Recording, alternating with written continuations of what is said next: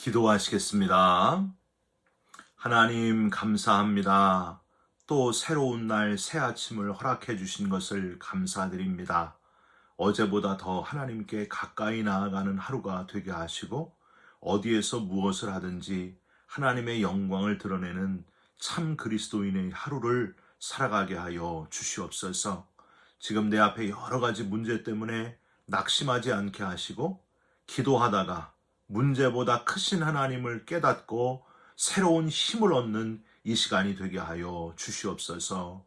우리 기도에 응답하시는 예수 그리스도의 이름으로 기도 올리옵나이다. 아멘. 오늘 말씀은 여호수아 11장 1절부터 9절까지의 말씀입니다.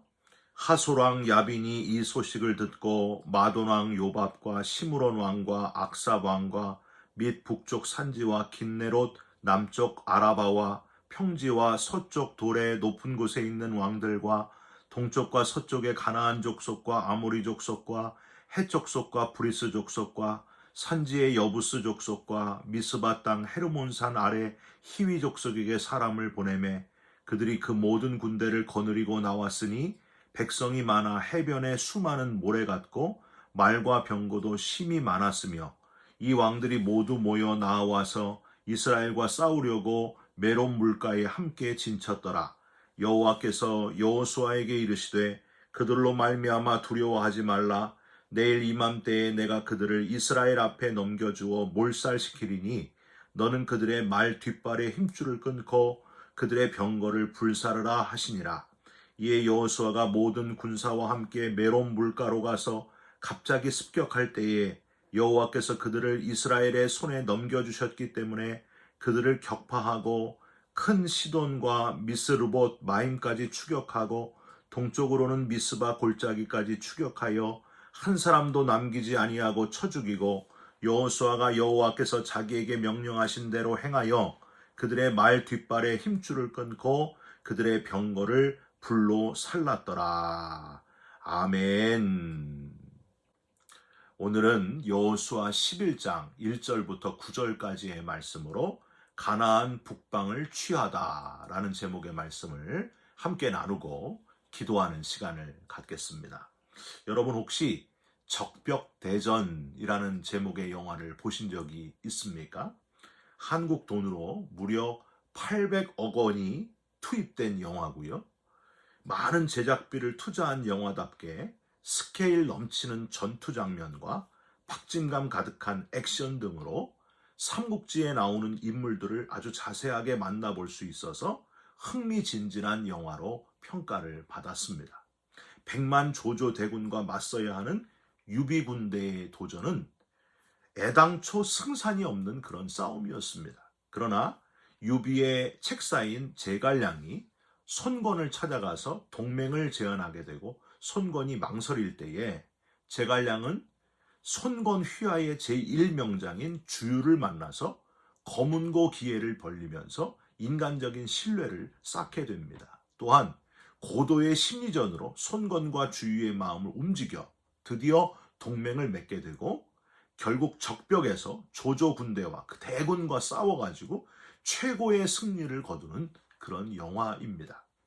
참 가슴이 뻥 뚫릴 정도로 아주 스릴 넘치는 영화다 할 수 있습니다. 계란으로 바위를 치는 것 같은 도저히 견줄 수 없는 상대와 만나서 싸우는 가운데 통쾌한 역전의 승리를 거두었을 때 여러분 그것만큼 기쁘고 감동적인 것이 없다고 하는 거예요.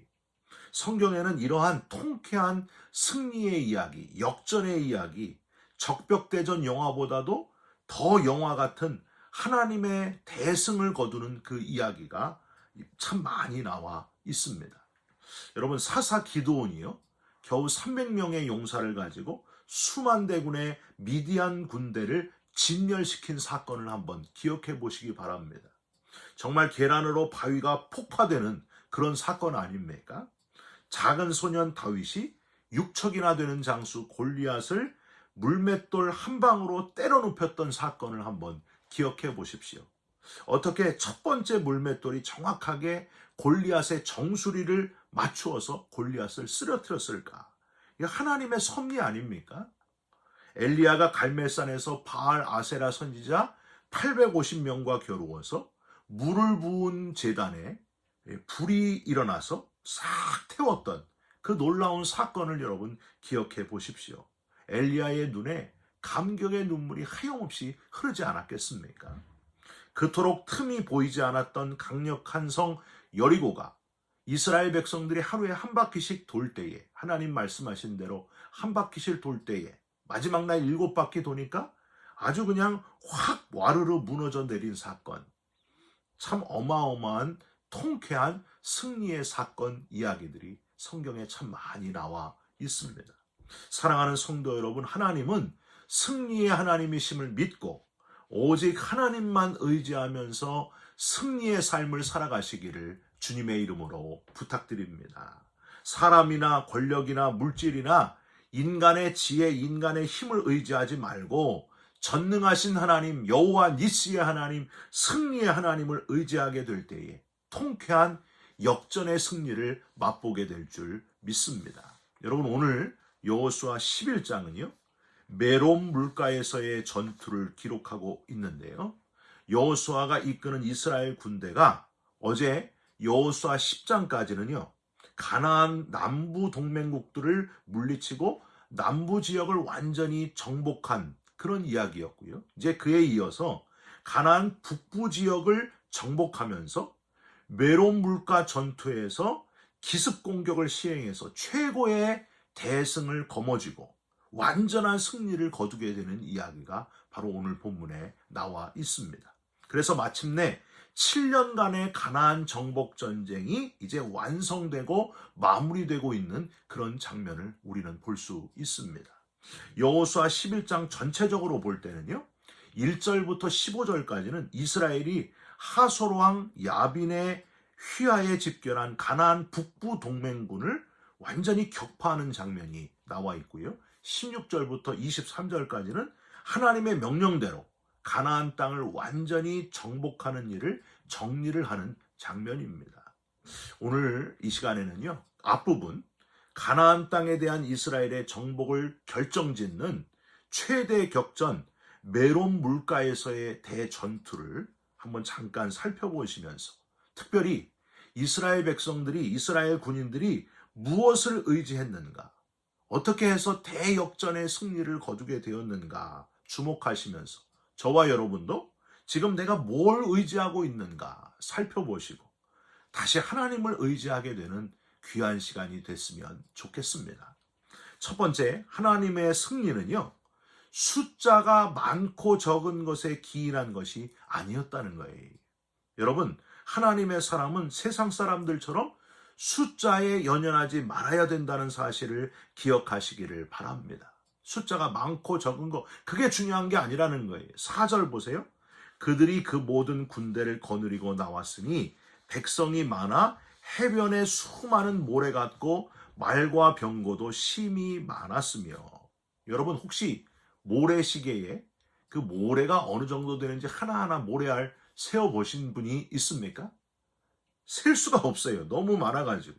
하물며 해변에 있는 모래는요 얼마나 많겠습니까? 숫자를 다 셀 수도 없어요. 지금 하솔왕 야빈이 이끄는 가나안 북부 그 연합 군대가 그토록 많았다는 거예요.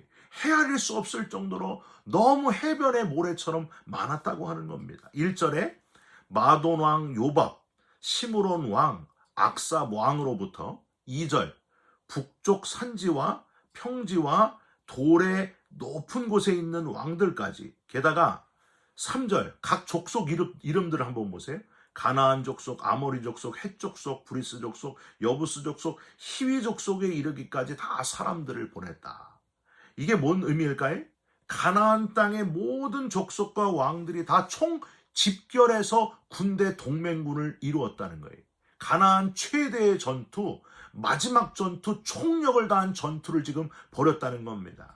이랬으니까 해변의 모래처럼 많을 수밖에 없었다 하는 거예요. 이렇게 어마어마한 숫자도 숫자인데 4절을 또 보세요. 심지어 말과 병거도 심히 많았다라고 되어 있습니다. 숫자뿐만이 아니라 마치 오늘날의 핵무기처럼 당시 최고의 무기인 말과 병거까지 갖추었으니 여러분 누가 이들을 대하여 감히 대적할 수 있었겠습니까? 신기한 거는 이렇게 엄청난 전투태세 앞에서도 하나님은 아주 편안하게 말씀하고 계십니다. 6절 보세요. 여호와께서 여호수아에게 이르시되 그들로 말미암아 두려워하지 말라. 내일 이맘때에 내가 그들을 이스라엘 앞에 넘겨주어 몰살시키리니. 숫자나 전투력이 중요하지 않다는 말씀이에요. 하나님이 전쟁의 주관자가 되신다는 거예요. 여러분, 모세와 백성들을 애굽에서 구원해 내신 하나님, 10가지 재앙을 애굽에 보내신 하나님을 여러분 떠올려 보시기 바랍니다. 어떤 재앙이 있었어요? 피재앙, 개구리재앙, 파리, 가축재앙, 독종재앙, 우박, 메뚜기, 흑암재앙, 마지막에는 장자가 죽는 재앙까지 그 많은 것들을 다 하시면서 자연 만물을 다 다스리시는 하나님께서 만물을 주관하시고 움직이심을 직접 알려주셨잖아요. 여러분 여기서 끝이 아니었습니다. 홍해를 갈라주시고 마른 땅으로 그 어마어마한 숫자의 이스라엘 백성들을 한 명도 빠짐없이 다 건너가게 하신 하나님. 그리고 쫓아오는 애굽의 군대를 또 전부 다 수장시켜버리는 홍해바다에 다 묻어버리시는 하나님의 모습을 우리는 보았습니다. 여러분, 우리가 두려워해야 될 분은 눈에 보이는 숫자와 무기를 가진 사람들이 아니고 온 우주 만물을 지으시는 하나님을 두려워해야 된다는 거예요. 승리의 하나님, 그 하나님을 의지하고 두려워하면서 살아가는 저와 여러분이 되시기를 주님의 이름으로 부탁드립니다. 종교개혁을 일으킨 마틴 루터가 내주는 강한 성이요, 그 찬송 2절이 이렇게 되어 있습니다. 내 힘만 의지할 때는 패할 수밖에 없도다. 힘 있는 장수 나와서 날 대신하여 싸우네. 이 장수 누군가? 주 예수 그리스도 만군의 주로다. 당할 자 누구랴? 반드시 이기리로다. 할렐루야. 숫자 때문에, 눈에 보이는 것 때문에 두려워하고 절망하지 마시고 무서워하지 마시고, 숫자는 숫자일 뿐이라는 거예요. 온 우주를 지으시고 다스리시는 하나님 아버지를 의지하시기를 주님의 이름으로 축원드립니다. 또 하나는요, 하나님은 하나님 아닌 다른 것들, 조금이라도 의지할 가능성이 있는 것들을 단호히 끊어버려라 하고 명령하셨습니다. 6절 뒷부분을 한번 보세요. 내일 이맘때에 그 해변의 모래만큼 너무나 많은 그 가나안 땅 그 대적들, 그 동맹군들을 몰살시킨다고 하시면서 뭘 요구하세요? 뒷부분, 너는 그들의 말 뒷발의 힘줄을 끊고 그의 병거를 불사르라 하시니라. 여러분, 말의 뒷발 힘줄을 끊으면은 아무리 잘 달리는 엄청난 말도 달릴 수가 없게 됩니다. 그걸 다 끊어버리라는 거예요. 여러분 혹시 남자분들 한국 군대에서 소총 이렇게 분리해 보셨습니까? 그 소총의 제일 중요한 부분 중에 하나가 놀이쇠라고 하는 게 있어요. 이 놀이쇠가 없으면 총을 쏠 수가 없습니다. 그 엄청난 총도 그냥 아무것도 아닌 쓰레기가 되는 거예요. 하나님이 왜 이런 명령을 하셨을까요? 말 뒷발의 힘줄을 끊어버려라. 가나안 땅의 족속들과 똑같이 너희들이 가진 말과 병거에 의존하지 말라 하시는 그런 명령이었습니다. 내 무기의 힘으로, 내 능력으로 싸워 이기는 것이 아니고 전쟁은 하나님께 속한 것임을 깨우쳐 주시기 위함이었습니다. 여러분, 가나안 땅 들어가기 직전에 온 이스라엘 남자들에게 하나님이 명하신 게 있어요. 뭘 하라고요? 할례를 행하라. 곧 전쟁을 해야 되는데 수술실도 없고 마취제도 없고 항생제도 없는 그 어려운 상황에서 할례를 행하라. 그 명령을 하셨다고 하는 거예요. 그 몇 주를 고생해야 하는 전투력 상실의 명령을 하신 하나님의 그 이유가 뭐였을까요? 내 힘으로, 너희들의 힘으로 싸워 승리하는 게 아니다. 전쟁은 여호와께 속한 것이다 하는 것을 알려주시기 위함이었습니다. 여러분, 이스라엘의 초대왕 사울 왕의 결정적인 실수가 뭐였어요? 아말렉과 전투할 때에 양과 소를, 생명이 있는 것들을 다 죽이라 하셨는데 좋은 양과 소를 아까워가지고 살려가지고 옵니다. 그러면서 핑계를 대잖아요. 하나님께 제사하려고 양소를 살려가지고 왔습니다. 나머지는 다 진멸하였나이다. 여러분, 하나님 말씀하시잖아요. 이 사무엘의 입을 통해서 왕이여 제사보다 순종이 낫습니다. 하나님의 말씀 듣는 것이 가장 중요합니다. 왜 불순종하셨습니까? 하나님이 왕을 버리십니다. 여러분, 우리들이 의지하는 권력, 힘, 돈, 이 모든 것들, 안개와 같은 것들이고요. 어느 날 다 없어질 것들이에요. 그것들을 의지하지 말고 하나님 한 분을 의지하는 저와 여러분이 됐으면 좋겠습니다. 변하지 않는 영원하신 하나님을 의뢰하는 저와 여러분이 되시기를 주님의 이름으로 부탁드립니다. 여러분, 권력이나 힘이나 돈, 우리가 의지하는 것 중에서 제일 우리가 의지하는 게 뭘까요? 저는 돈이 아닌가 싶습니다. 돈이 제일 우리 인간이 의지하는, 가장 의지하는 게 아닐까. 일본의 개신교 지도자인 우찌무라 간조라고 하는 분이 있습니다. 내촌 감삼이라고도 하는데, 이분은 우리가 가장 의지하는 돈에 대해서 이런 유명한 말들을 남겼습니다. 한번 읽어드릴게요. 돈이 있으면 침대는 살 수 있지만 잠은 살 수가 없습니다. 돈이 있으면 책은 살 수 있지만 두뇌는 살 수 없습니다. 돈이 있으면 음식은 살 수 있지만 입맛은 살 수 없습니다. 돈이 있으면 장식품은 살 수 있지만 미는 살 수 없습니다. 돈이 있으면 약은 살 수 있지만 건강은 살 수 없습니다. 돈이 있으면 사치스러운 생활은 할 수 있지만 교양은 살 수가 없습니다. 돈이 있으면 유흥은 살 수 있지만 행복은 살 수 없습니다. 돈이 있으면 십자가는 살 수 있지만 구원은 불가능합니다. 돈이 있으면 종교의 사원은 지을 수 있지만 하늘나라는 불가능합니다. 여러분, 지금 하나님 아닌 것들, 내가 붙들고 있는 것들을 단호히 끊고 다시 하나님을 붙드는, 하나님을 바라보는 저와 여러분이 되시기를 주님의 이름으로 부탁드립니다. 예수님도 숫자에 연연하지 않았습니다. 2렙돈밖에 넣지 못한 과부에게 가장 많이 넣었다고 칭찬해 주셨고요. 오병이어로 5,000명을 먹이시는 분이 예수 그리스도였습니다. 인간으로서 무엇과도 바꿀 수 없는 목숨에 연연하지 않고 저와 여러분을 위해 아낌없이 목숨을 내어주신 분이 예수 그리스도셨습니다. 죽음을 이기시고 최후 승리, 대승리를 거두신 분이 바로 예수 그리스도십니다. 여러분, 저와 여러분도 예수님을 따라가는 참 승리자들이 되시기를 주님의 이름으로 축원드립니다. 기도하겠습니다. 하나님, 눈에 보이는 숫자 때문에 연연하지 않게 하시고 그것 때문에 낙담하거나 두려워하지 않게 하여 주시옵소서. 숫자를 초월하여 일하시는 하나님을 붙들고 의지하는 우리 모두가 되게 하여 주시옵소서.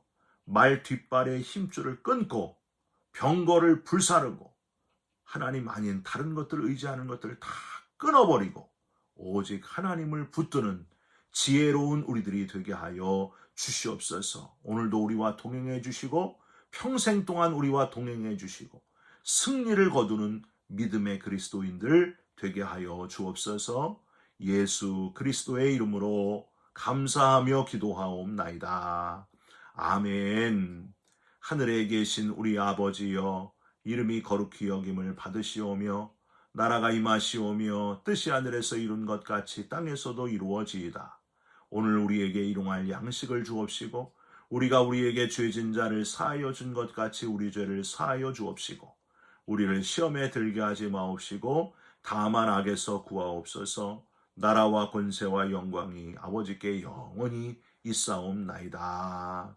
아멘. 사랑하는 성도 여러분, 눈에 보이는 것들, 숫자들 거기에 연연하지 마시고 오직 하나님을 붙들고 승리하는 그리스도인 되시기를 주님의 이름으로 축원드립니다. 여러분 사랑합니다. 축복합니다. 감사합니다.